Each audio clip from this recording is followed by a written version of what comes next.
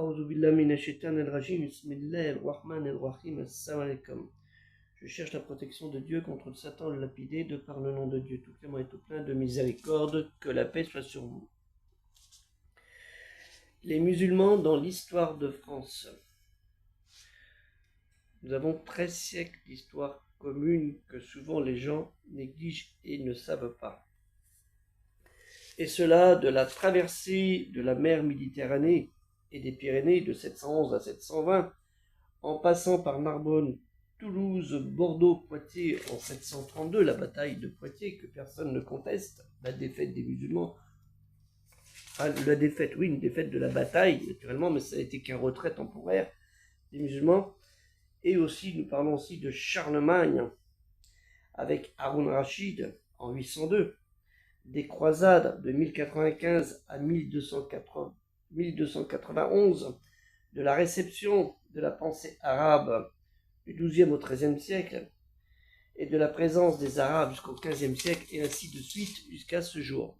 Ce livre très simple que tout le monde doit avoir pour éviter les malentendus, parce que de part et d'autre, il y a des malentendus. Donc je vous invite à lire ce livre qui est très simple, qui est très bien fait, avec quelques cartes. Je ne vais pas vous toutes les mettre. Très bien détaillé, très bien fait.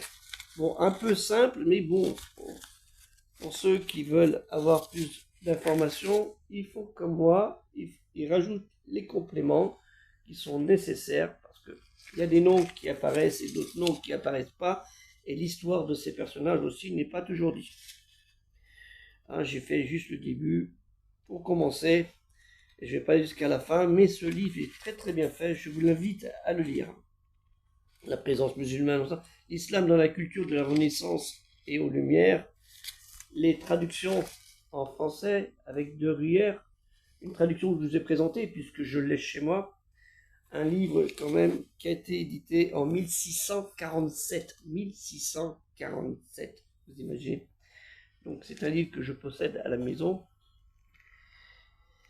joli, qui m'arrive de lire, que je trouve avec intéressement, en vieux français naturellement. Donc ce livre, je vous invite à le lire, car il est très intéressant. Il donne à la fois une profondeur historique à l'ancrage des musulmans en France et une ouverture du roman national français à sa diversité, puisque beaucoup d'écrivains ont parlé de la religion musulmane jusqu'à Napoléon. Que la paix soit sur vous, assalamu alaikum, et aider le projet culturel musulman universel que vous pourriez voir en lien dans les commentaires ou dans Afficher Plus.